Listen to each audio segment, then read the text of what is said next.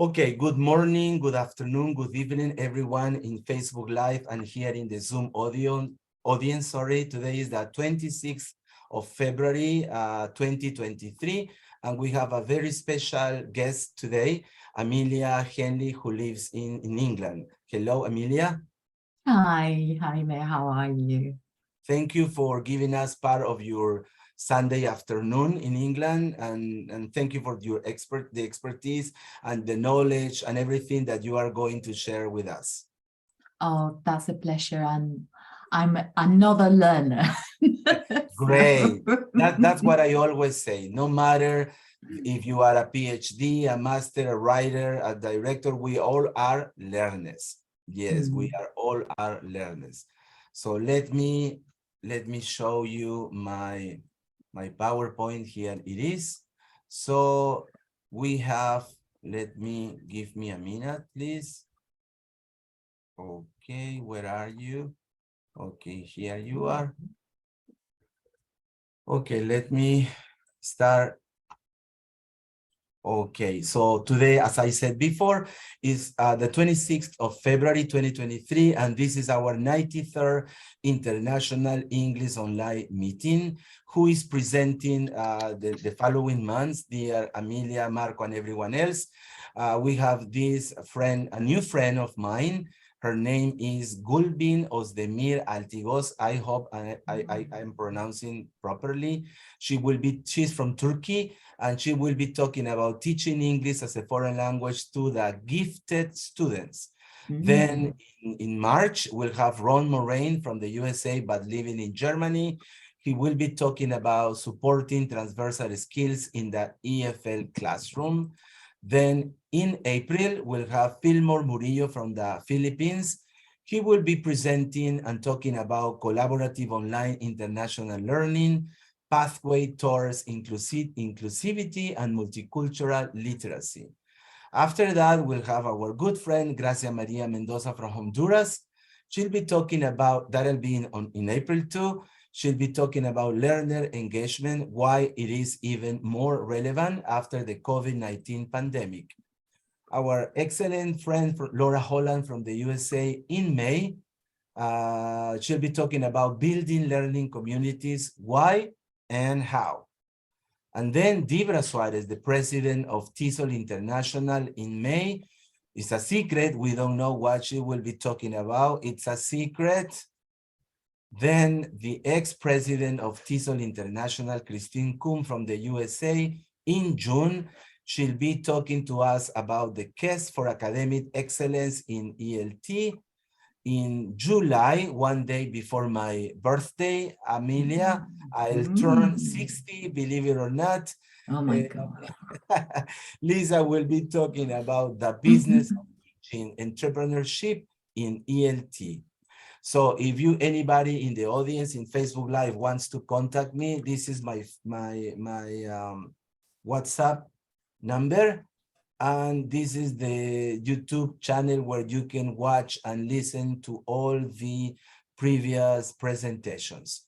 So who is presenting today? Our good friend Amelia Henly from Peru, but living in the UK. Amelia Henly is a Peruvian teacher living in the UK. She's CELTA qualified and holds a degree in modern languages from the Universidad Nacional Mayor de San Marcos, with a spanning career over 20 years in the classroom, working with people from diverse backgrounds and ages from nursery to further education. She's trauma-informed and her sessions are evidence-based. The community she created, called the Community Teacher, helps speakers of English to grow a strong voice in English by providing pronunciation courses packed with extra resources aimed to raise awareness of anxiety related to speaking another language, visualization, and learning to learn tips. And she also supports teachers to plan and deliver pronunciation course. So dear Amelia, thank you for your time again, and the screen is all yours. Thank you very much. Thank you very much. And thank you everyone that is joined here today.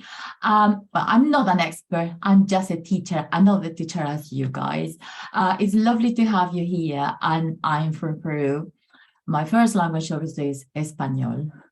And I moved here not long ago, but it's long ago now because it's been 8 years now that I have moved to the UK. I came to the UK just to give you a bit of my story and how and why I think the pronunciation and working on anxiety and well-being for our students is crucial.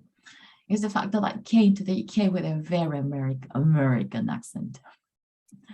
So just to make the long story short, I used to go to the shops. There's a shop called Wilko here. And I would say, hello, good morning, how are you? And they would be like, they wouldn't understand me. And I hated it because I came planning, you know what, I'm going to keep my clear Americanized accent and that will work for me, but I couldn't. I had to submit to the fact that I was in the UK. I may be over 40 at that time, yeah, because I'm 50 now. I thought, well, if I can teach students how to work on their pronunciation, I will have to do the same and maybe catch the bits and bobs I'm missing so that my voice becomes stronger.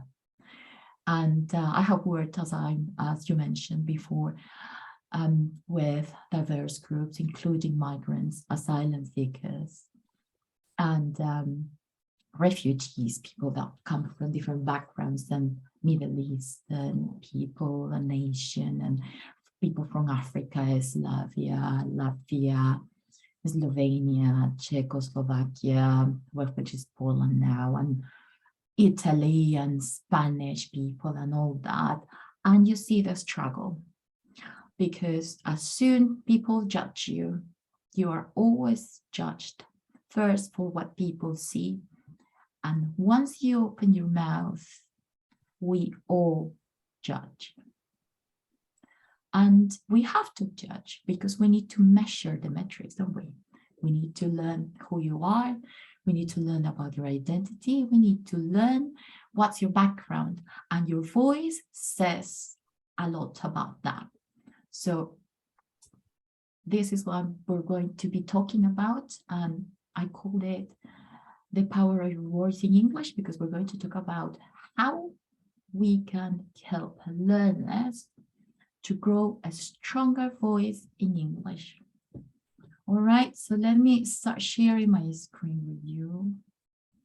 And just give me a sec. It must be kind of a mess around here, sorry.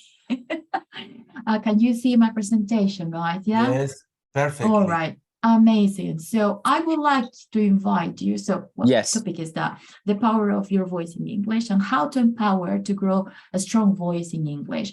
If you could use the chat box, yes, and tell us where you're joining from and your name. Well, you will have your names there, but it would be just nice to share where you're joining from and read that. I don't know if you, Jaime, can help me with that. And then when people start sharing theirs in the chat box, if you can read that loud. Oh, we have one. Who else is sharing? So well, Gabriel from the UK, Tanya Enchante from Lima, Peru. Amazing. Hi, Tanya. Hi, Gabriel. Dilcia from Piura, Peru. Hi, Dilcia. Jan Smalher, he's from, well, he lives in Chanchamayo, Junín, Peru, but he was born in Netherlands. Oh, wow, yeah. Yeah, Jan, is it Jan or Jan? Jan, how do you pronounce your name? It's pronounced Jan. Jan, yeah? Jan, yes. Amazing. Oh, thank you very much. I was kind of curious there because I thought, so is that from the Netherlands? So it means that it can have that Germanic connotation in the pronunciation. Ich spreche ein bisschen Deutsch, and I was wondering. Thank you very much, Jan.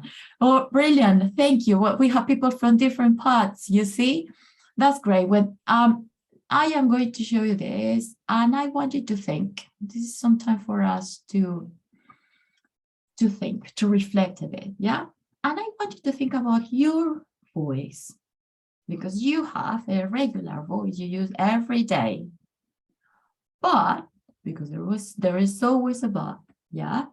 I want you to think if you actually modify, change, smooth your voice, change a pitch or something in different situations in life. And I want you to share that in the chat box with us, please. If somebody, Amelia, wants to speak up, can we do it? Of course, yes. Okay. That's okay. possible, obviously. Well, we have somebody from Ecuador. Hello, dear Tania Cajamarca. It's beautiful because her last name is Cajamarca, just like the city here in Peru. Oh, wow. Welcome. Hi, Tania. Does she want to, does Tania want to ask something? Are you there, I don't Tania? know. Anybody wants to answer this question in the chat box or unmute your microphone and speak up? Yes, Tania. I wrote there, and I change my voice when I want to call serious attention or people's attention, to say something, to announce something, to emphasize specific words, and to show that I'm happy or something, an emotion. Amazing. I love that. Thank you very much for sharing. Okay, Jaime, I don't know if you want to read that aloud, what we have in the chat box. Otherwise, I will have to have the chat box open here and it will No, be don't worry. I'll do it for Brilliant. you. I'll do it Thank for you. you. Thanks. Well, Tania wrote what she said. Hello, everyone. I changed my voice, Tania Cajamarca from Ecuador. When I teach, it is louder and lower. Mhm. Well, personally, Brilliant. I change my voice when I talk to my 3 children, and I need to, and I need to have a special tone and vocabulary and look depending on who On the I am talking to. If it's situation, to my daughter, 27, my son, 25, or the youngest, 18. Yeah. And those are great examples of how we are still being the same person. Yes. With different voices in different circumstances, in different contexts, right? So that's what we do. We change our voice regardless who we are. We are just planning. No, we don't plan. It happens naturally because we connect with other people. Usually if I speak or I see a baby, I will go, oh, mi amor, mira qué cosita tan hermosa, and so on. That's in my case. If you have a presentation, I would try to use a posh kind of voice, but also in the situation when you have to discuss or are in front of the authorities, you have to be more formal. So you will maybe pause a bit more when you speak to a baby or a child. It will be more pausing. Maybe the intonation would be, the pace would be slow down. So things that we do for making sure that we communicate in the best way with people that we relate to in life, right? And that's the voice. The voice are sounds that are generated in the larynx and in the vocal tract. Linguistic information is essentially conveyed, and those are frequencies, and that's what we call intonation. We, in daily basis, as a habit, we can recognize different voices. People pay attention to your voice because they connect you with your identity. You don't have to see the person you're talking to recognize or to know that that's the person. And one of the most important things and a unique characteristic is that voice gives information about the state, how that person is feeling at that moment, or about how the person is. It tells about the personality.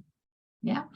During life, your voice changes, or it can change for an external stimuli, like having a children in front of you, or as Daniel said, you know what, I need to be firm with my instructions. I'm going to do a more stricter voice to speak to my students.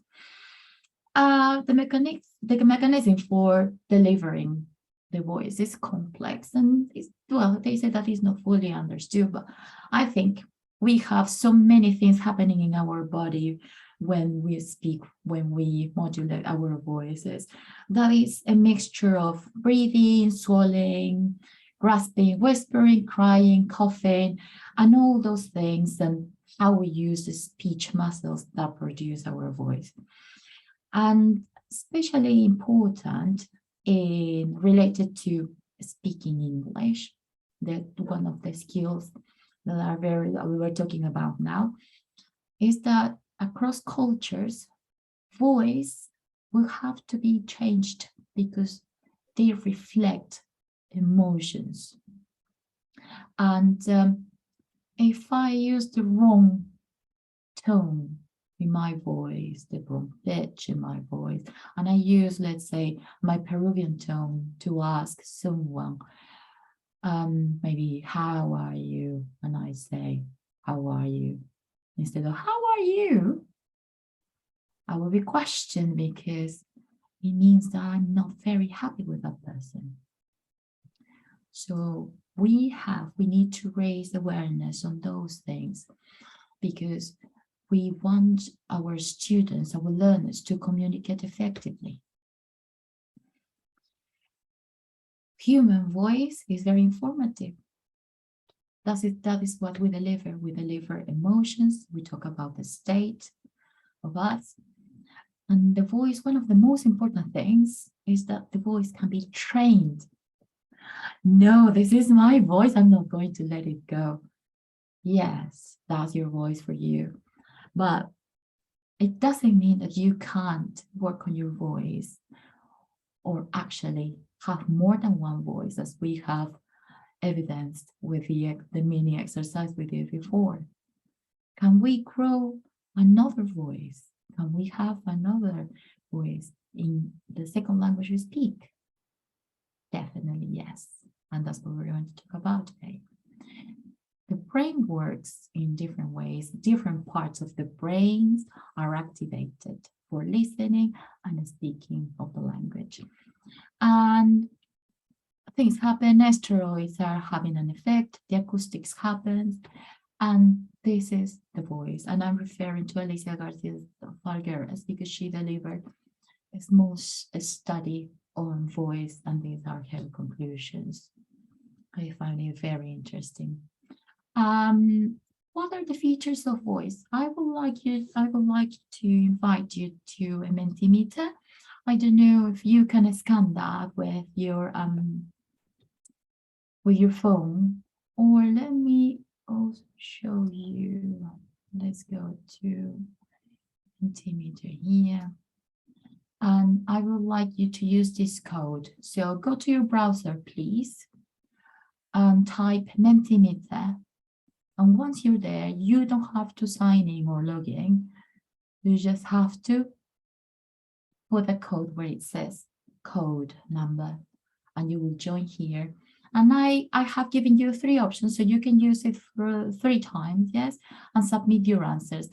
What do you think are the elements of the voice?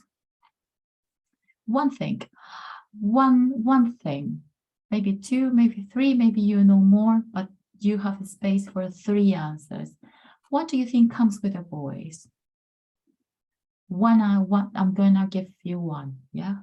1 element would be intonation. What other things come? Oh, I love that. Tone. Yes, amazing. What else? We're going to wait a couple of minutes for your answers. And we're not, oh, I like that word, yeah. We don't have to have the right answers. It's just to see where we are with this.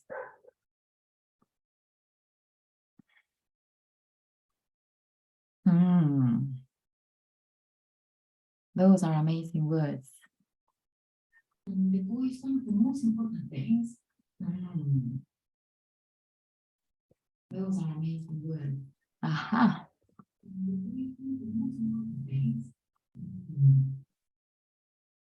I see very articulate, vernacular information here. That's great.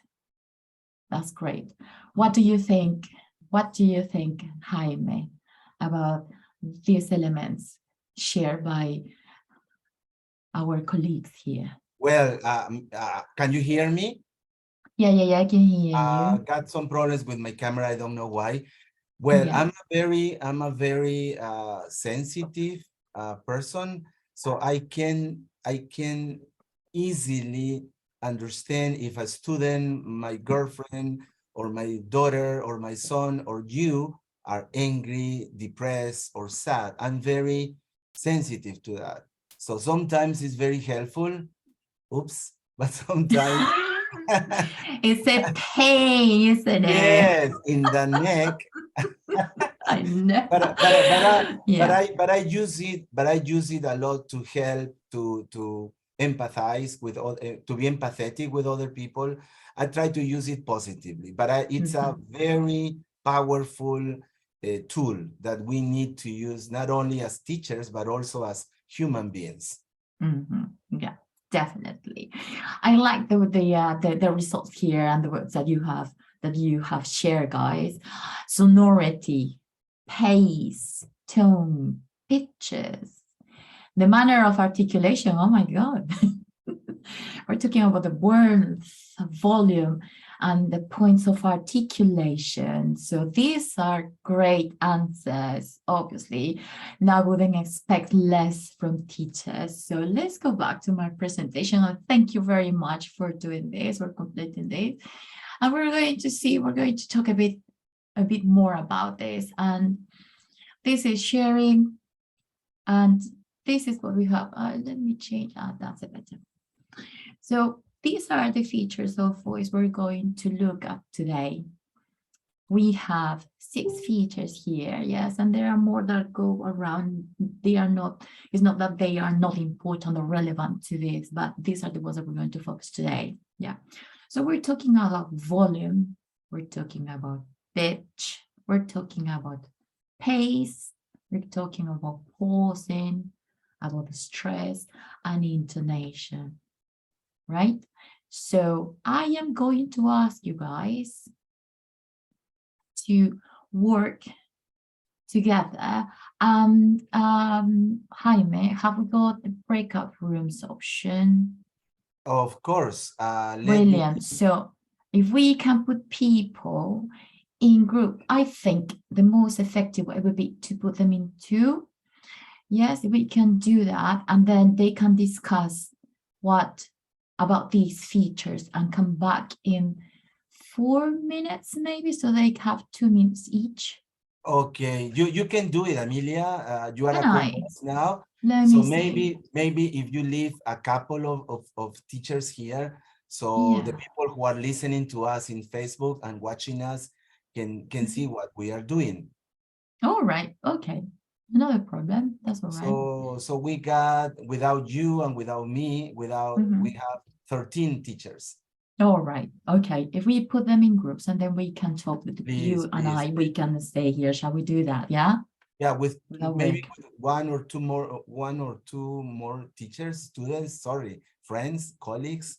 Yeah, our colleagues are still there. Yeah, sure. So you're in charge of the breakout room stuff. You're not doing it? No, because I don't have it. I'm looking around. I can't see it. Be the co-host. Yeah, because you're the host. You're the host. So I could. You're the host now. Yeah. Oh, can you give us the co-host and we create the breakout rooms? Click on the name and then say. Yeah, let me introduce Tania Chante. She's a very young active, wonderful, Proactive, proactive, and everything teacher, that has to do with amazing. active. And she's Amazing, always, Tanya. Thank you very much. Yes, I can't see the I can see the controls for the breakout room. So that's the reason I was asking. I think I didn't start the meeting, so that must be on your okay. side, Jaime. Sorry. No, do not worry. Do not worry. The problem is that my computer freezes. That's Oh my why. God. Yeah, All right. Tanya, So but not to no, worry. don't worry. Don't worry. Tanya and Chant is going to do it now. Are you? Yeah, but, Okay, brilliant. I have to be the co-host. Click on my name You are. now. No, Yes, not you yet. are. Okay, now yes. Okay, I'm gonna create. How many? So this that is happening, Amelia, is a wonderful example of getting our students be part of the class. Of So, course. yeah, Yes. so because Yeah, some, because they are resourceful and they know how to deal with technology better than us, yes, maybe. Yeah, and I assure you, Amelia, that many professors would be terrified. What? My student is doing that for me, and I don't know. Wow, what are they going to think about me? What kind of teacher I am? So that is beautiful. I love being vulnerable. That's a Tanya, great outcome of the situation, Okay. isn't it? That's good. That would be the collaborative teaching. yes, dear Yeah, Roxy. amazing. Let me introduce Roxy Tenorio from Lima, Peru, a good Hello, friend of Amelia. Nice to ours. meet you. Hello, Roxy. Nice to meet you. Okay. Nice to Thank meet you you. too. Thank you. There are some groups. I'm going to send the invitation now. Great, Amazing. And excellent. then I think some of them can stay here, but first enter and then let's see what happens. All right. I'm not going to join because we Yeah, need to yeah, keep that's- here, right? yeah, But that's yes, fine, yes, yeah? Yes. Okay, amazing. You- All right. So between you and I, Jaime, once Yeah. everybody is in their breakout rooms, we can keep talking about this, can we? Of course, two of of us. course. Please go to your Amazing. break rooms. Go to breakout rooms. There will be a prize Okay. for the group with the most So I'm going active to group. I'm going to set up a 4 minutes time, okay? So that you come back in 4 minutes. And Tanya, is that Tanya, right? Yeah, Tanya. Tanya. Yes, I Yeah, am. Tanya. Yeah, hello. Would you mind helping us out the 4 minutes? You need to shut those breakout rooms. Is that all Yeah, right? 4 minutes, right? Thank you, lovely. Thanks. Okay, Siri, set the timer for 4 minutes. Okay, and the question was, Amelia? Okay, that's it. That's it. Okay, Jaime. So, is everyone in their breakout rooms now? Yeah. Maria, Marilyn. Well, Yeah, that's why I created. Maria del Pilar and Marilyn are Yeah. not in yet. They are Dilcia in a group. isn't They have to be either. together. Okay, now they are, I guess. Amazing. Okay, so we can keep doing this for the people live on Facebook. Could you Live, please, right? Maria del Pilar, Marilyn, Dilcia, get into your break rooms, please? Because I guess some people are alone. Let me see. No, and they are together. That's why I created a Oh, I see.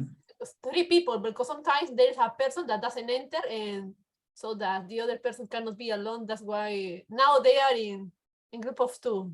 Okay. Yes, it's okay. But now this Dilcia, Marilyn, and Maria. Okay, let's go on, Amelia, then. Time is running. To send her. All right. Brilliant. Okay. So when we talk about the features of voice that we're going to consider, we're talking about these bits here. We have 6 that we're going to emphasize today, right? There are more, but we're going to concentrate on these ones, right? We have 4 skills to develop with our learners. 2 of them are input and 2 of them are output. When we talk about voice, when we talk about the speaking, we're talking about the production and what we want them to achieve.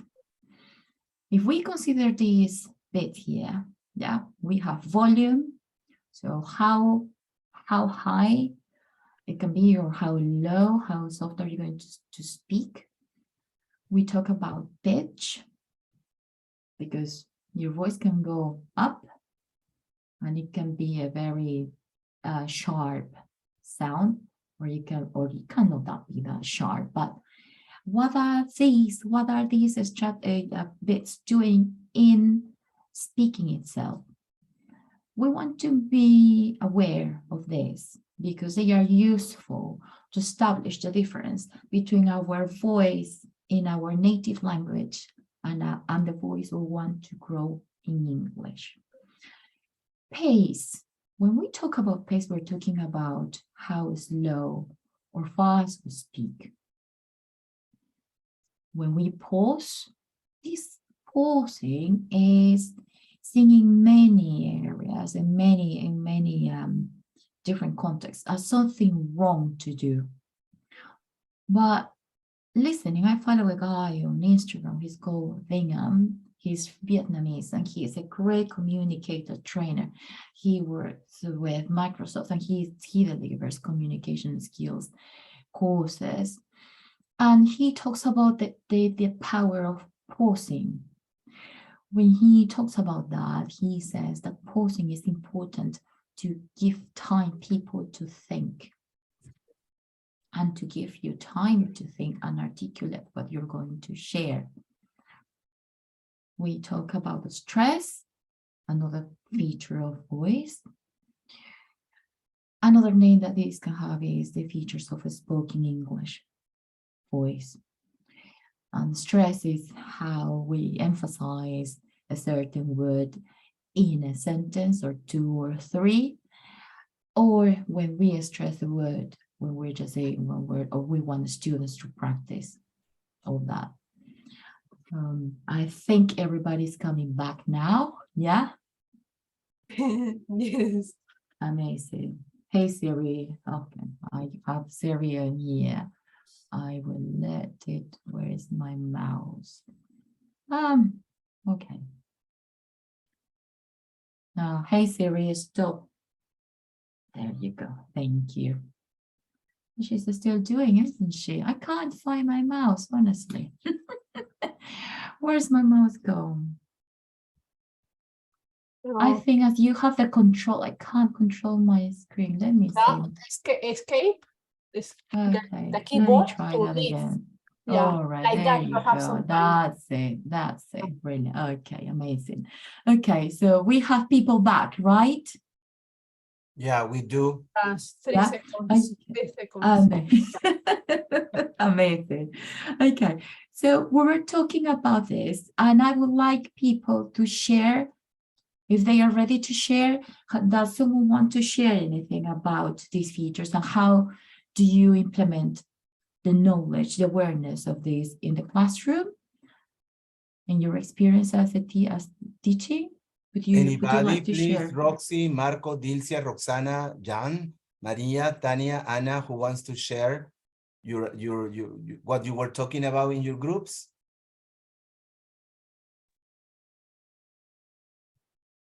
Yeah, Roxy, go on. Yes, thank you. Well, actually, the time was very short. I think we were very talkative. And I was with That's Anna. great. I was with Anna Morales, and she was introducing herself first, and then she was telling us about. She's from Argentina. She's from the north of Argentina, and she said that as we much know about them, they are very musical people, and they're in their mother tongue, right?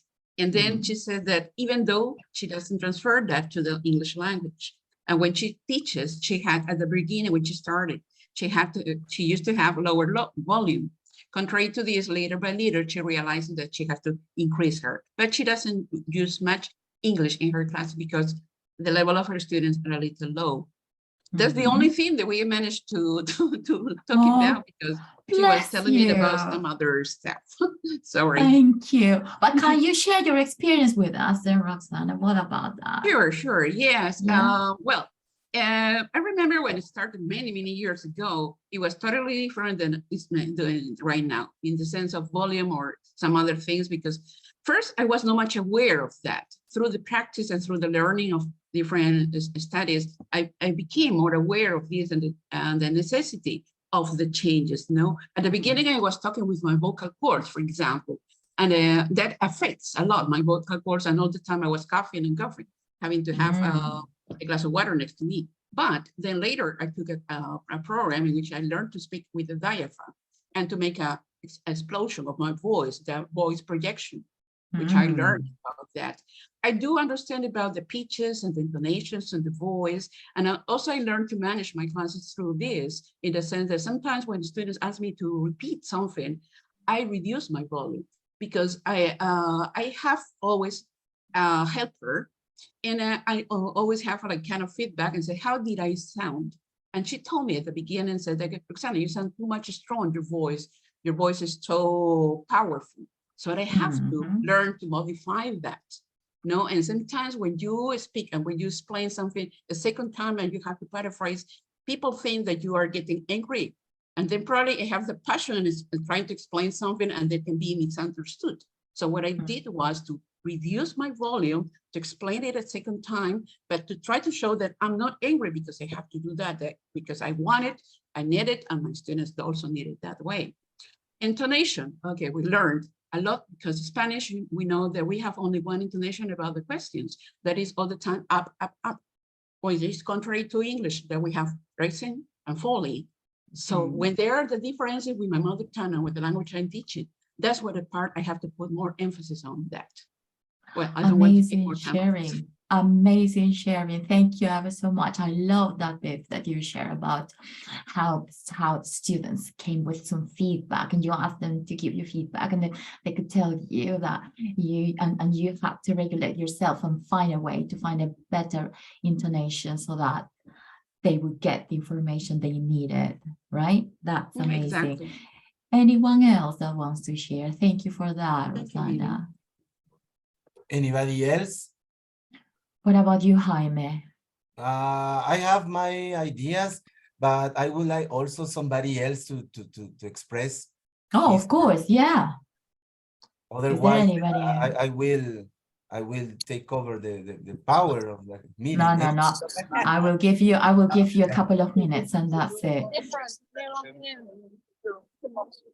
I was talking to Tanya from Tanya Cajamarca, and we were talking about the elements that we think are the most important when you're speaking, especially with native people.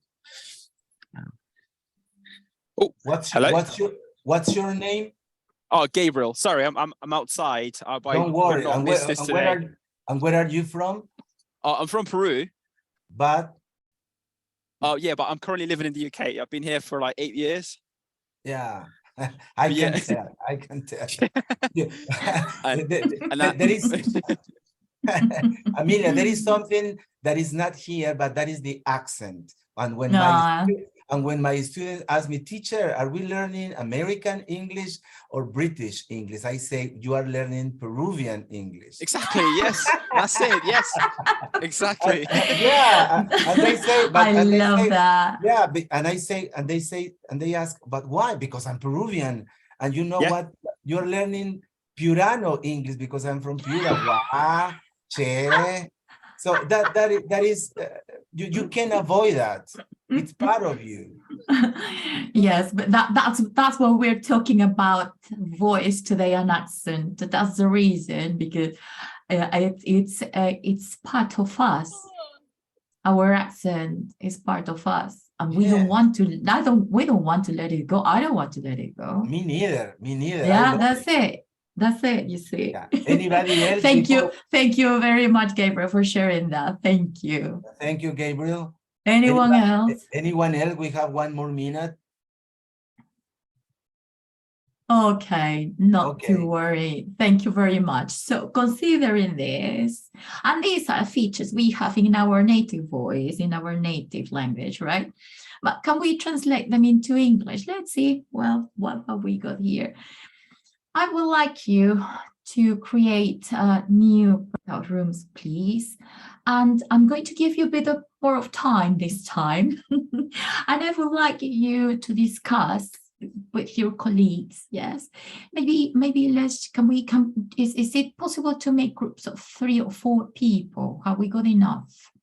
Yeah, Amelia is in charge again. Sorry, Tanya is in charge again. Thank you, Tanya. Thank you so much.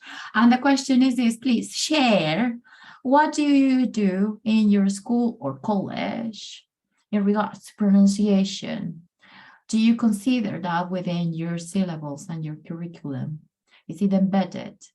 Do you actually spend some time doing that, or you're so packed with grammar and work and correcting and creating resources and delivering sessions that you can't include pronunciation? And that's going to create a very good debate there. Yes, for sure. Yeah, so shall we give, I'm not going to say that, but yeah. I guess yeah. we can stop when we stop, right? Thank you, Yeah. Tanya, again. Thank you so much. Thank you very much. I like that idea. We'll give you a free round ticket, Peru, England. Someday. You will have to save a lot of money to get it. All right. Okay. So in regards to that, is everyone ready in their breakout rooms? Yeah. I don't know if Marta, Dilcia, Maria del Pilar, Roxana, could you please go to your rooms? Break rooms. Okay, so let's talk about the question, Amelia. Yeah, let's do that.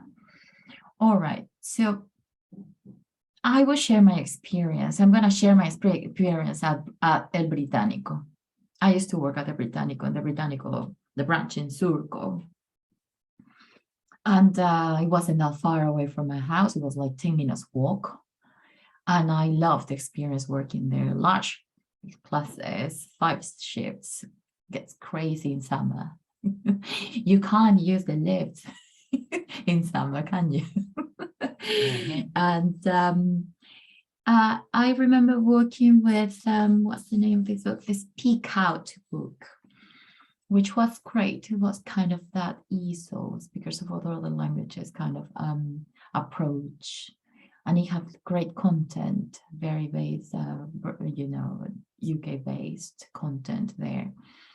And you had chunks of information, mini sessions, mini lessons to work on pronunciation. But I found it very difficult to work with that because they seemed to be they were sequenced. That wasn't any issue at all, but they were very spaced. And I think, according to what my experience and my expertise in teaching phonics to young learners, and my latest startup business, providing tutoring to people, one-to-one courses for people that want to improve their voice and get a stronger voice in English. If you cut those sessions, if you space them that much, they lose the sense. So to me, maybe that would be the best way to deliver that. That would be maybe creating a separate course for pronunciation. That would be one option. Another option would be to space the sessions, but not that much. But when you have so much to do, teaching reading, teaching writing, teaching listening, teaching speaking, you have to do admin stuff. You need to plan. Some teachers are tutors as well. You need to do the tutoring thing. You need to plan. You need to work on your presentations, correct exams. Some schools, they require you to work and revise every notebook, right? So how is it in your case? What do you think? How does this work for you? What do you do in regards to pronunciation in UTEP, right? Jaime? As usual, I was going to let first Tania, Roxana, Martha, or Maria del Pilar. Is everyone back? No, no, not yet, not yet, not yet.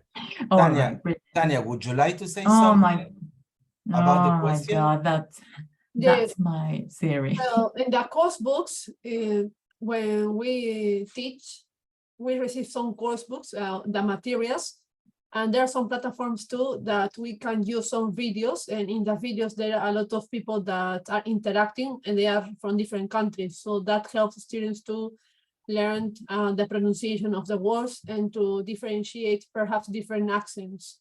And also it would be nice, for example, in the pandemic, it was a little difficult to teach them how to pronounce certain words, but face-to-face lessons are better, and you can help them through games. So for example, if you teach them about plosive sounds, which is parrot or something like that, you can show them a piece of paper so they understand how they pronounce the words. Mhm. That's an amazing contribution. Thank you very much. Thank you. And well, shall we bring everyone back so that they can share their experiences? What do you think, Jaime? Okay, okay. Let's do that. Yeah. We have our beautiful, wonderful assistant today. Thank you so much. She's Tanya. amazing. Yes. Thank you, You are Tanya. the Thank you one. very much. Bless you. Always. Thanks.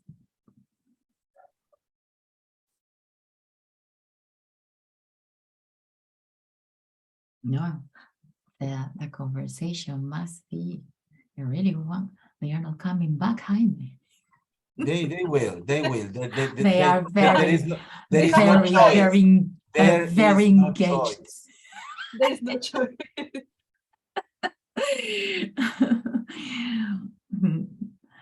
Hopefully they don't come back with one. What I focus on is that they learn to distinguish different accents. So because I tell them it's not the accent you are going to use now, American or British, use your accent, but that won't be the problem. I say it will be, the problem will be if you travel to another country and a Chinese is using English, a Vietnamese is somebody from Africa, that the accent will be different. So that is the new skill. That's my personal opinion. Okay, Amelia, the students are yours again. Yeah, is everyone back then? Yeah. Yes, everyone. All right, brilliant. Okay, guys, have you got anything to share with us? Please, Dilcia, Ana Morales, Nilda, Tania, iPhone, that is Gabriel, Roxana, Maria Pilar, Martha, Jan, Marco, Roxy. Anybody? Good morning. Hello. Well, Hello. as we mentioned in our group, I'm Roxana Rosby, pleased to be here. Hi, Roxana. Nice to have you here too. Hello. As we mentioned in our group, depending on the level of students, children, teenagers, university students, we can apply to tongue twisters, to videos, to songs, to, for example, sometimes I use TED videos. And for others, for children, when it's especially a Friday or a Monday, I use some 3 minutes or 2 minutes from a movie, an animated movie or something. So they are entertaining and they are learning. Thank you, Oh, Roxana. Where are you great. from, Roxana? I'm from Lima, Peru. Roxana Okay, Berro. thank you so much. Okay, thank you. Thank you, Roxana. Anyone else? Oh, we're asking the floor. Yeah, Jan, go Hello, on. Jan. Yeah, in our group we spoke about to present audio so much as possible. So using textbooks, they come with CDs, so you have a lot of audio from your textbook, but also you can use video, audio from internet. Let's say all the students, for example, TED Talks. So there's a lot of information you can use from the internet and also from textbooks. Mm-hmm. And is that kind of materials, tools you will use to teach, right? Mm-hmm. Yeah. How spaced are your pronunciation sessions in your school, Jan, if you can share about that? Normally I start to show the new vocabulary in context and together with the pronunciation. in the past, parents asked to write down in a fantasy language how you pronounce it. So Yeah. I do that. I still do that, and yeah, that helps. That helps. It is also important to repeat, not only to show once and that's enough. No, you have to repeat the next classes too. And yeah, I'm very satisfied with the pronunciation of my students. Yes. Brilliant. Thank you very much for sharing that.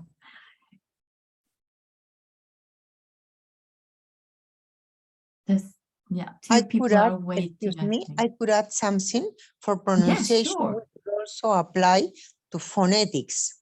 So we teach how in the mouth it goes, the tongue, the lips, and we can do some games with that so that they really, and for example, for some pronunciation to touch their throat, no? Mhm. And we can apply to that like a game also, no? Amazing. Yes, yes, definitely. That's one of the parts that we need to work when we work in pronunciation, you. right? Brilliant. Thank you ever so much.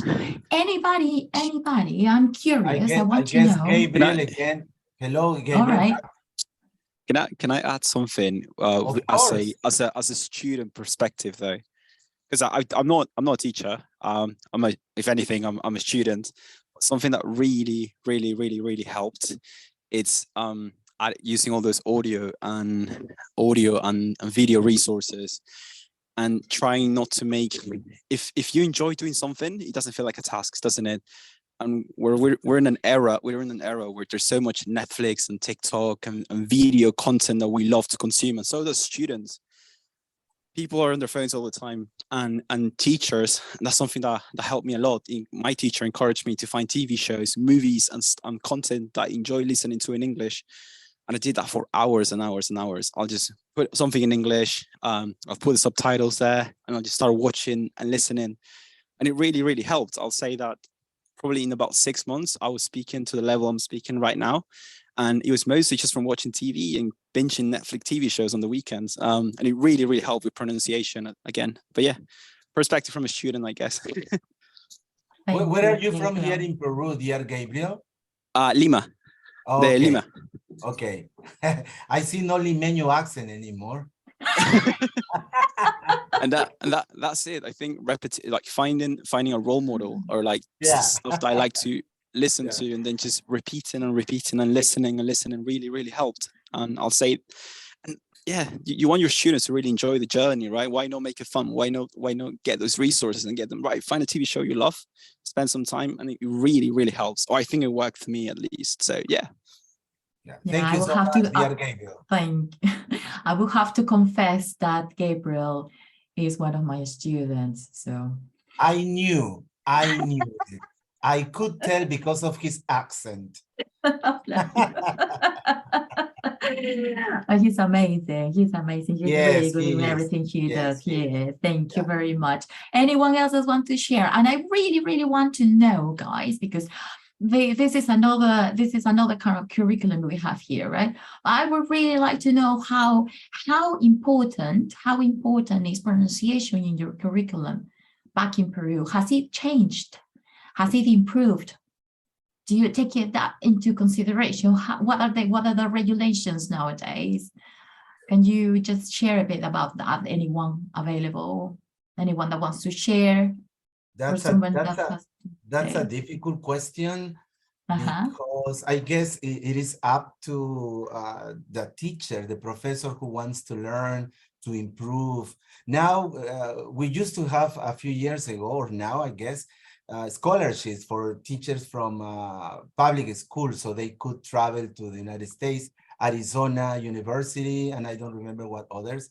So I could say some of us are improving our pronunciation, grammar, style of teaching, etc. But I would say that, as Gabriel mentioned, it depends on us. If you want to learn, if you want to improve, it's up to you. Definitely, yes, right.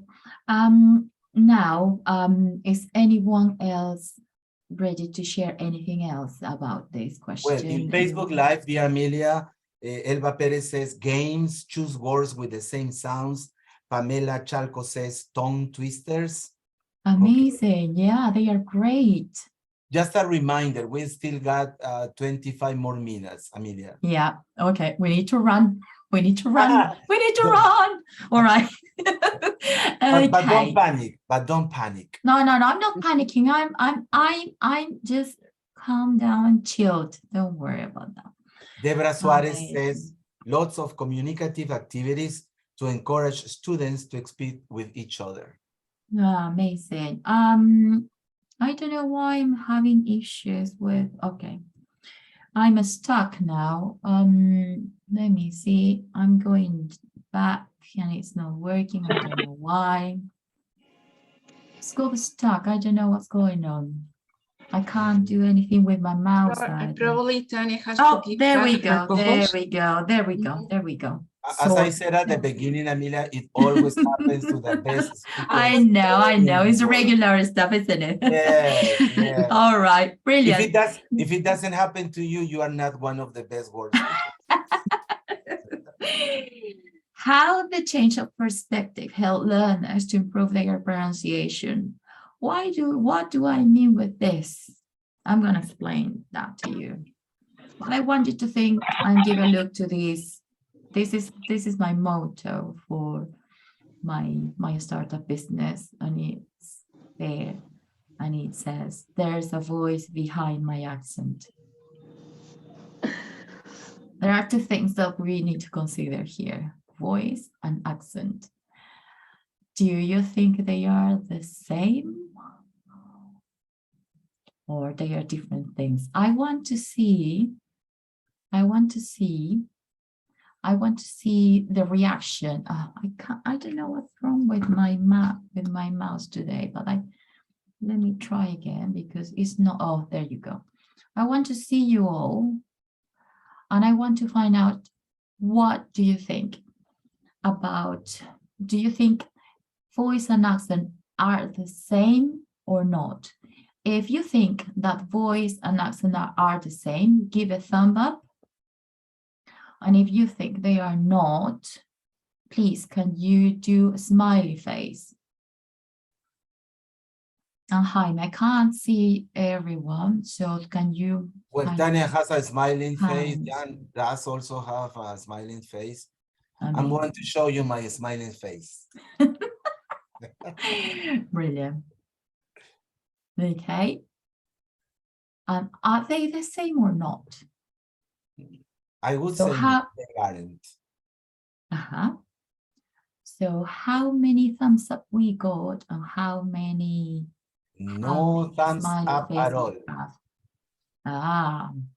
Okay. We're still having people coming in, aren't we? All right. Amazing. So let's see. Well, they are not the same, actually, are they? Because the voice is the sound of a person. Yep. Whilst the accent is the way they pronounce the words. Yes. All right. So it's not the same. But obviously, this phrase has the connotation of respecting my identity and being who I am, and still be me. And that is what many of us struggle with, because we think that if we use another accent and we improve our accents, we're going to stop being us. And that's not the case. And again, I don't know, it's funny today with this. I think it's because I'm not the host that it gets no, that's not the reason. Maybe your mouse is not used to working on Sunday mornings. I can see my mouse moving, but when it's the full screen, it stops working. Okay, and could click on the arrows. There you go. There you go. Yeah. I'm clicking on the arrows and it's not working, but it's all right. It's all right. It's all right. Everything is all right. Retention of the individual's identity comes with keeping the accent. the issue is that in order for you to be you and for you to communicate in another language, you will have to meet up the standards of the other, in this case, of the English language. So you will have to make changes. But I can see a lot of learners, and that's from my personal experience as well. You don't want to give up who you are. You just want part of you being there in that voice. And we have two things here. We have something about accent reduction. And I don't know if you heard about accent reduction, but I find that approach to speaking English and making your English better very derogative. I said, that is like, you know what? Don't be there. You're not allowed to, because if you want to speak, if you want to speak RP English, you have to speak like the Queen. So we need to be very careful with the kind of approach we're taking into the classroom for our learners.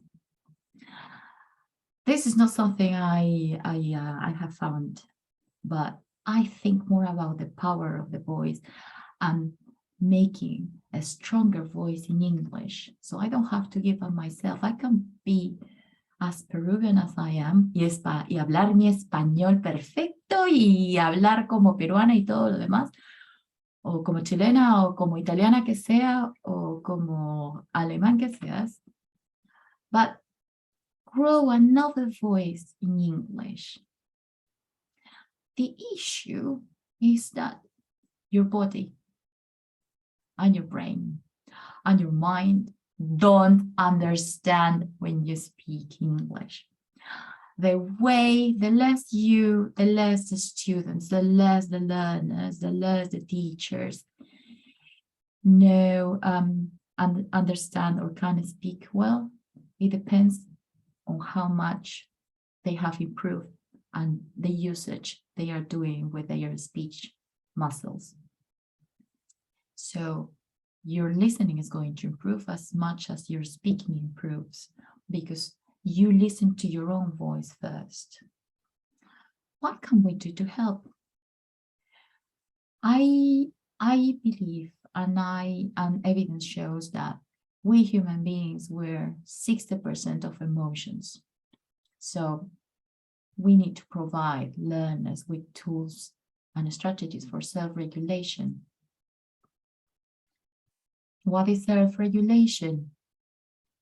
Self-regulation is how to control the feelings I have. Self-regulation are habits.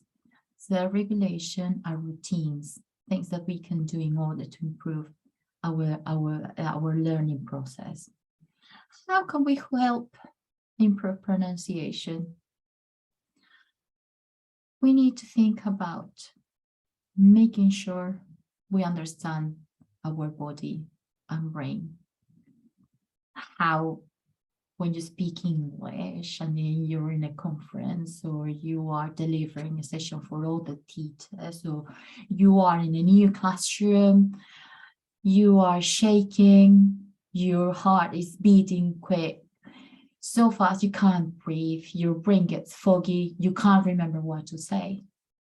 Is that bad? No, it's being aware. It's being aware. Visualization. This is related to what sport coaches do to train people to get to the first place. Seeing yourself in the best future. So my best self would be me as a speaker of English. What do I expect from me?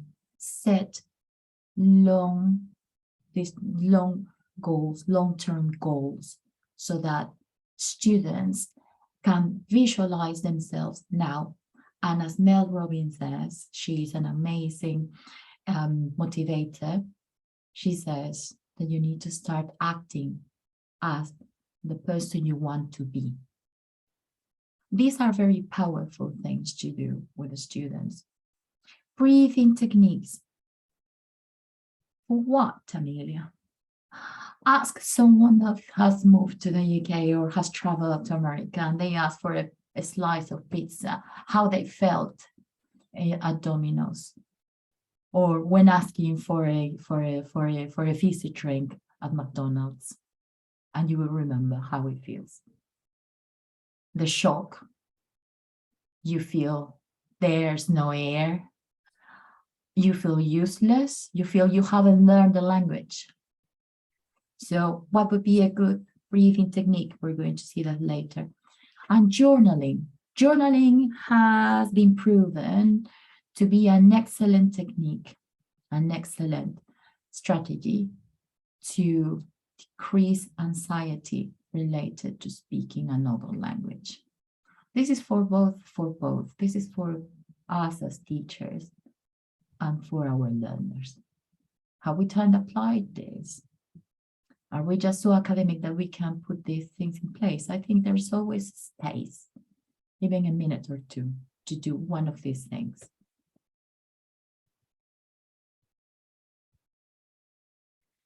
So we need to raise awareness. Raise awareness of their body and how it works, the speech muscles, the IPA, yeah, and how to regulate their body. We need to model, and this is one important part. This is not about leaving ourselves to one side and not being us or being fake, but it's about giving the students the most accurate pronunciation so that they can achieve their goals and how they want to sound, the voice they want to grow, for feeling confident, for feeling hopeful, for going into a university in the UK or in America or in Canada. Yeah, we need to deliver well, in British English, there are 44 sounds. Talk about the modeling the features of spoken English and modeling connected speech. This is our role as teachers.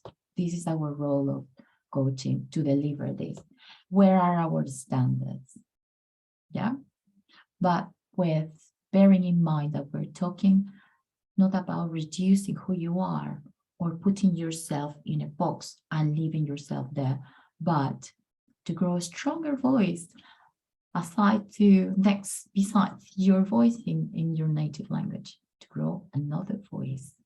And that voice needs to grow, so it needs caring, it needs to be looked after, it needs to be worked, it needs to be loved, and it feels unfamiliar.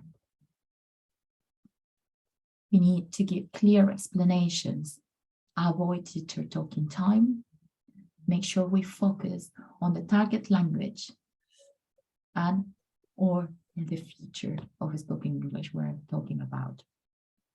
We need constant assessment, both formative and summative.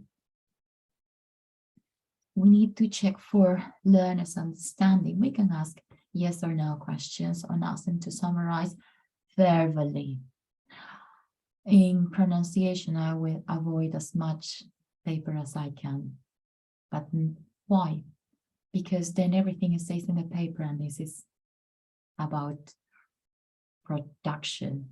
So limit that. Provide effective feedback. Communicate the expectations and outcomes you want from your students. Assess the learner's understanding. Make sure that the feedback can be acted upon, not meaning that, well, I'm going to write this right here. Well done, you've done very well. Happy face, that's it. Yeah, that was the first part. You have congratulated me, teacher, for the positive side of what I've done. My performance was well here.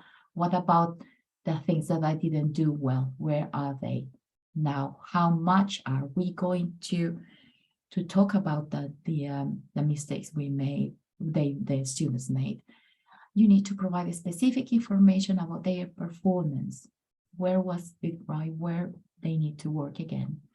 And make sure that the students understand that it's all right and it's part of learning to make mistakes. That's part of it. What to teach? We want to teach self-discrimination. We want to drill. Want to not forget about let me go for this because we're, I think, running a bit of ahead, behind me. So if we work about self-discrimination, we can give them a couple of sentences with one change in the words so that they can play with it, they can listen to that, and they can, I'm gonna talk about a recording app that I use to record themselves and to listen to their voice, that growing voice in English. That sounds weird. It doesn't sound familiar. Your body rejects it. Yes, oh yeah, it does. But it's a new thing. New things makes us nervous. We feel anxious, but we can make it work. We need to drill. So those sounds, they become familiar to your body, to your brain, to your listening, and those become stronger. You can do group or individual or pointing out from the end to from beginning to the end. You can choose what you're going to do with that. Don't forget the IPA chart. The IPA chart is wonderful for improving students' pronunciation, learners' pronunciation, teachers' pronunciation. I use it every day.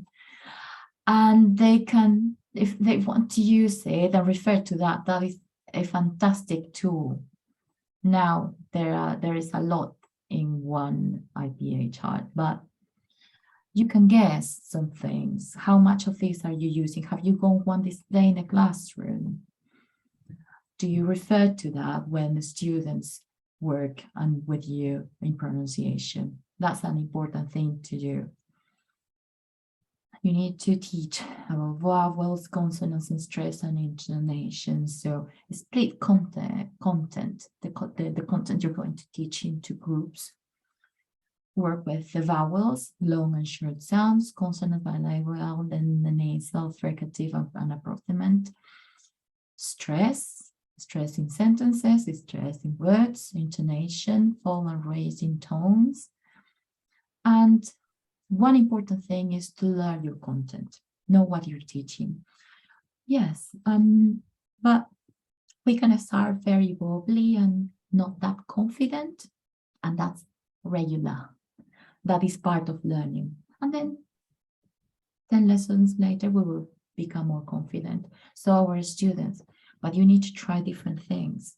So one of my biggest supports is a good dictionary, so I can check the words and how they write them. But also the British Council Teaching English website is amazing and is packed with really good resources. You can find that Bell Foundation is a charity from the UK, and it's got plenty and very resourceful resources for lessons. As I said, a good dictionary helps. I don't know if you've seen, but I'm sure you have, because in Peru, everybody is very good with technology and so on. There is a University of Cambridge pronunciation thing online that you can use, and it's free. You don't have to pay a subscription or anything. And English is an amazing tool that you use. You have a video and people pronounce the word there, and then you have all the bits of the pronunciation and words related to that. They show you synonyms and so on. It's a great tool to use. Know your content. Learn with the students. Think and teach, connect, speech. As you said, guys, You can use like she's or a shy sheep, a tongue twister. You can use, as you said, crosswords, you can use music, you can use videos, but then from those you have to extract what specific item you're going to work on, which specific sound you're working on, and focus on that, right? And give it more practice. You can work combining minimal pairs, what to do with the minimal pairs, tongue twisters, and more ideas here. I'm going to also provide you with a PDF so that you don't worry about taking notes or anything. And one amazing resource is the pronunciation journey book from Mark Hancock's. Is an amazing source for resources for lessons. It's an amazing thing to use. You can do a silent dictation. You can do a telephone number dictations. And those are very, very good activities alongside the ones that you have already mentioned, guys. So sample activities to work on pronunciation. To me, what works with my students is to have a proper chat about speaking English as a non-native speaker. Get some feedback from your students. How do they feel when they speak English? And write it down. Get to know how they feel. What are they doing? Most of them will tell you that they are afraid, that they are worried to open their mouth. That they think and they feel, and they are right, that they are being judged, because they are. How can we face this? Self-regulation techniques, breathing techniques. Now, one of the tools I use for making sure that my students grow that voice and they will feel uncomfortable. They will maybe take some time, maybe they will have to record themselves 10 times. They will have to work on their anxiety, breathe, make sure they breathe and they relax. Make them aware of those things, make them aware. If you have adults, there is a myth that we can't learn, adults can't learn. We need to make sure everybody learns. We need to make sure that they know there is a way to learn. When you are an adult, you learn because you have the purpose put there. You have a goal. You want to. So you plan how you're going to learn. So start giving them ideas of how we learn. When you are a child, you learn in one way, by imitation mainly. When you're an adult, you are conscious, you're aware of how things work. You work upon that. That's how you do. If you wanted to give a look to Mode, I don't know if you heard about Mode, but Mode is an excellent app that you can use. So that's the QR code. You will be guided to that, and you can then load that. And what you can do, Jaime, sorry, are you there? Yes, following How you. long have we got? 100% connected. Bless you. How long have we got? Actually, one more minute, but because you were my student, I'll give you 5 extra minutes. Bless you. Thank you very much. Okay, what you can do with that is you have 30 seconds to, the students got 30 seconds to record themselves, and I actually use Mode to give feedback to my students as well. You can use that on Google Classroom or Microsoft, or you just send, or they can use any audio recording tool. They can use if they have an iPhone, they can use it, or they can download an audio recording app from the store, and you just press a button and just record them, right? So, or they record themselves, right? So you give them lists. This was for working on stress, and I provided this to my students. This was part of work, some individual work for adults, right? So I already showed them where the stress was, and then I hit it, and then I give them and send them to record that on with mode, and then they will use modes, and then they would press a button there, they will be waiting, and then it will start recording. Monday, daughter, blueberry, lesson, computer, and let's see.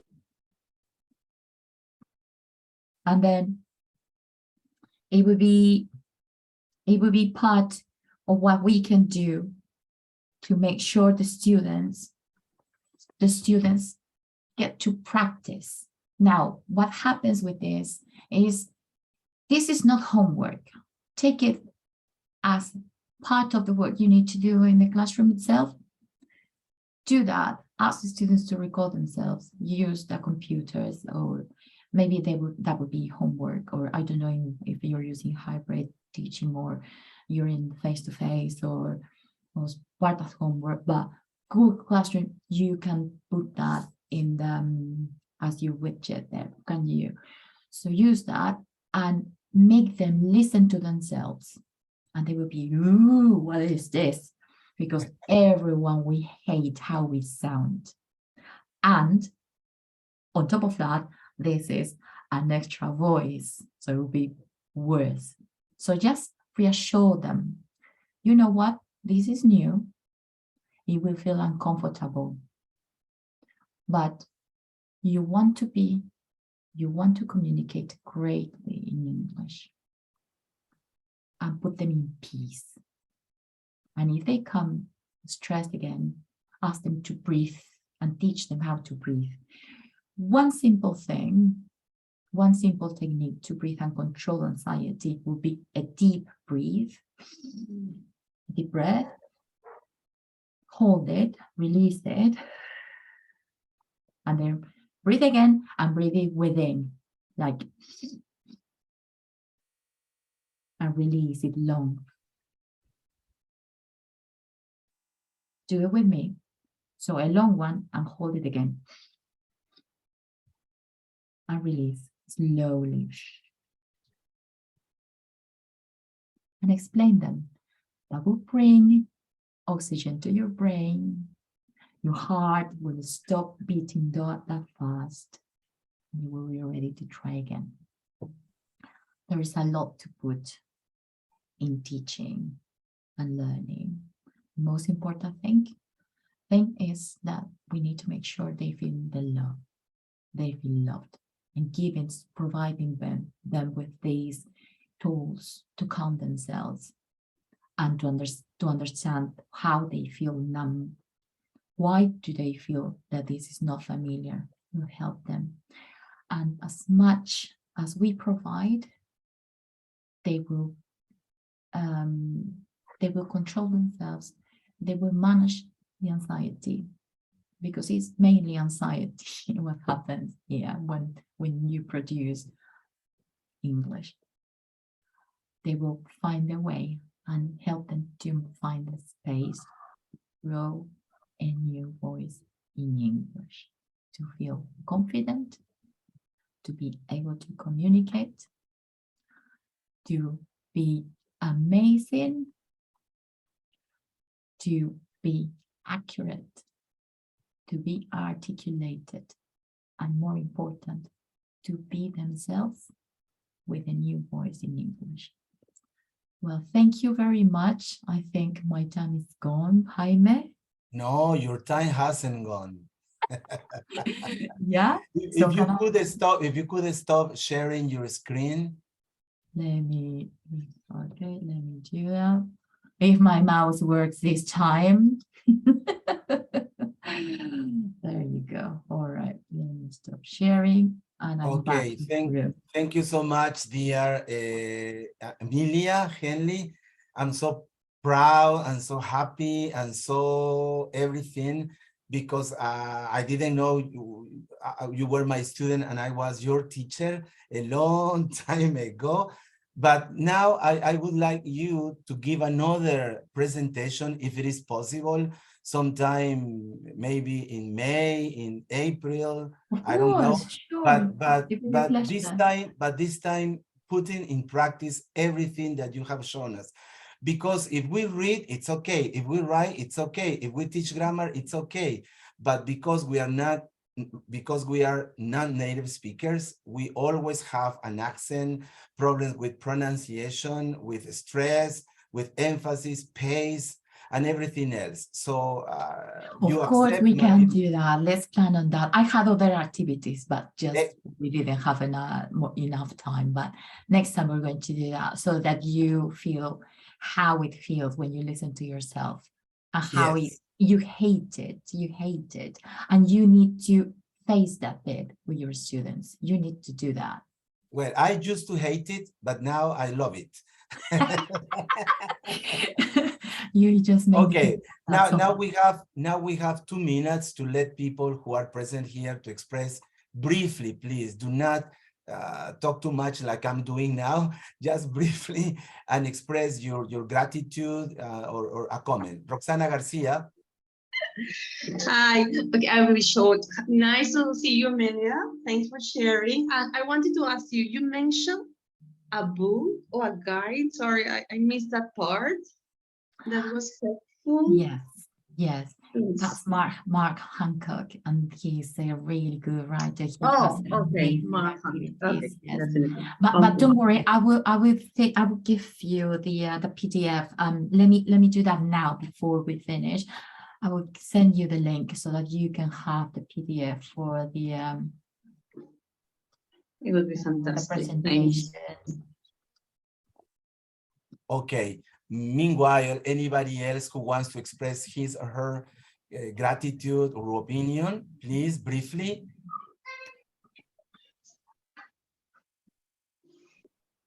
Anybody else here in the audience?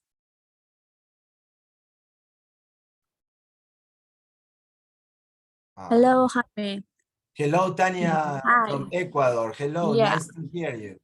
Yeah, I'm very glad to be here. Well, what I just want to say is that it was quite interesting to learn about the different aspects of our voice, pronunciation, and I think it's really important for us to know and to learn how to teach pronunciation correctly. I think that pronunciation has been like minimized within the curriculum and the syllabi when we teach English. We are more focused on grammar or the functions of the language rather than to teach students pronunciation. And at the moment, students want to use English to communicate. They do not feel confident enough because they are not sure about their pronunciation. So I found this presentation quite interesting, and well, I am looking forward to the next one and to learn how to teach pronunciation correctly. Thanks a lot. Thank you, dear Tania Cajamarca in Ecuador. Anyone else? We got 1 more minute. Please speak up. Please, Roxy. Okay, thank you, Jaime. Very first, thank you very much, Amelia, because I found this like a trigger, like an alert. Hey guys, be alert that there is something to be done about pronunciation. Doesn't matter where we are, doesn't matter about the program, doesn't matter the school we are teaching at, we have to be alert of this. And all the things that you have told us is very true in the sense that we need to find a way how to teach the main variety, and while we are teaching pronunciation and all the factors related to that, to be aware that it has to be fun.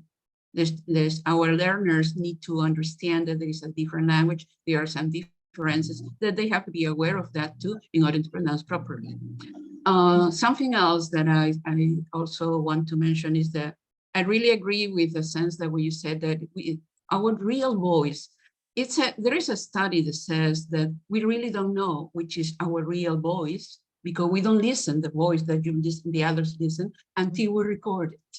And it sounds weird to us and said, is that my voice? Yes, that's our voice. That's the one that everybody listens to us. When we are speaking, I listen at voice, but the resonance in my head is totally different to the ones that the others listen.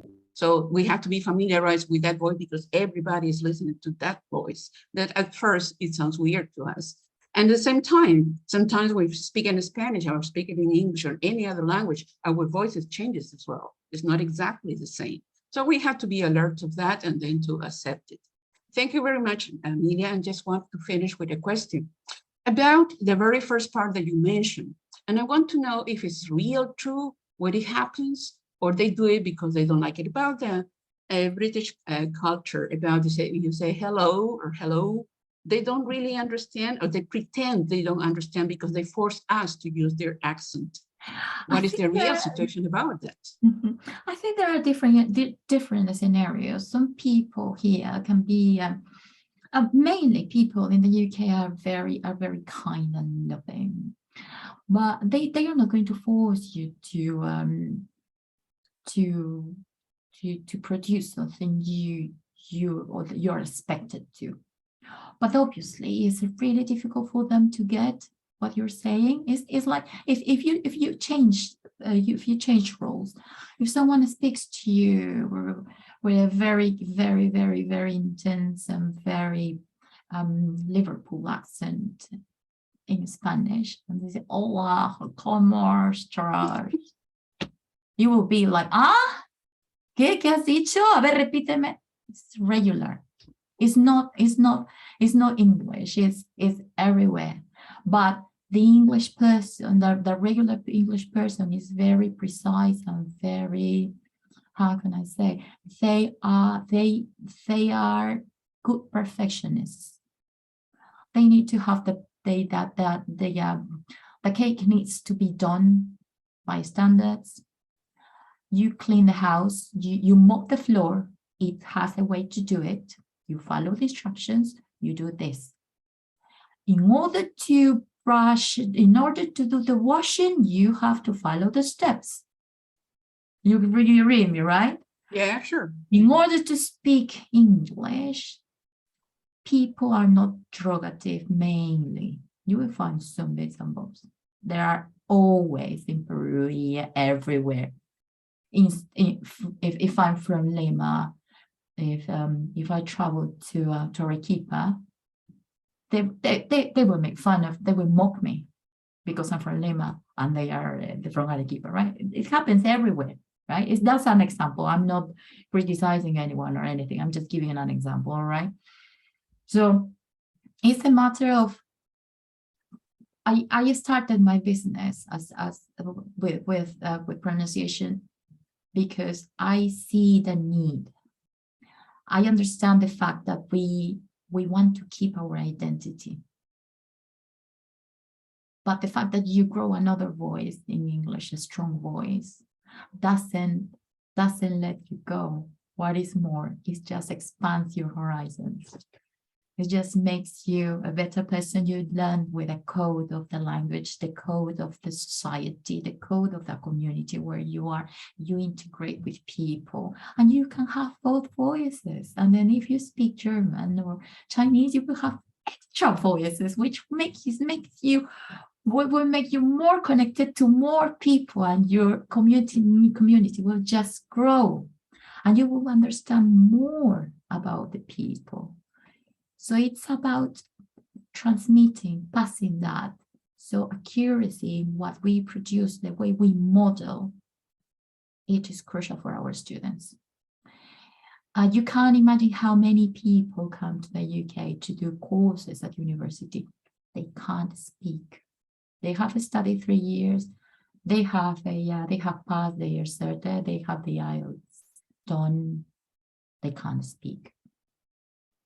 So we promote that English empowers you. In Peru, we do that, right? But please, can you empower your students by empowering you? That's something that really pushed me to do this.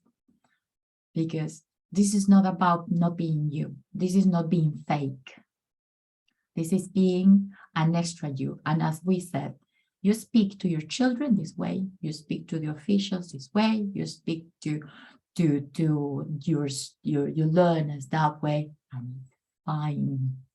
So what the contradictory thing, the contradiction between speaking and using the tones and using the intonation and using the pace and the pause in English is because we think we are leaving ourselves go. We're being fake. And that is the feeling we have. And that's what we don't want in our students. I came with a very American accent. I have a very British accent now. I'm 50, so don't tell me that you can't learn, because if I learned when I was 44, okay? Okay, so then it's time to reveal. We need to say bye. I'm 59. We are trying, it's time to reveal secrets. So before finishing up this wonderful presentation, let me just remind you that the next speaker will be Gulbin Özdemir from Turkey, and she will be presenting on March the 12th. Okay, so your final words today, dear Amelia, and before that, thanks everyone, all the people who were listening to us and watching us in Facebook Live, all the people present here, and somebody asked me where you can see this video. They are in my Facebook account and also in Jaime and Kahima Teacher Trainer YouTube channel. So now you can do a study. You can make a study, Emilia, because you've been listening to us, people from different countries, different cities, different ages, different looks, and you can say, people speak like this.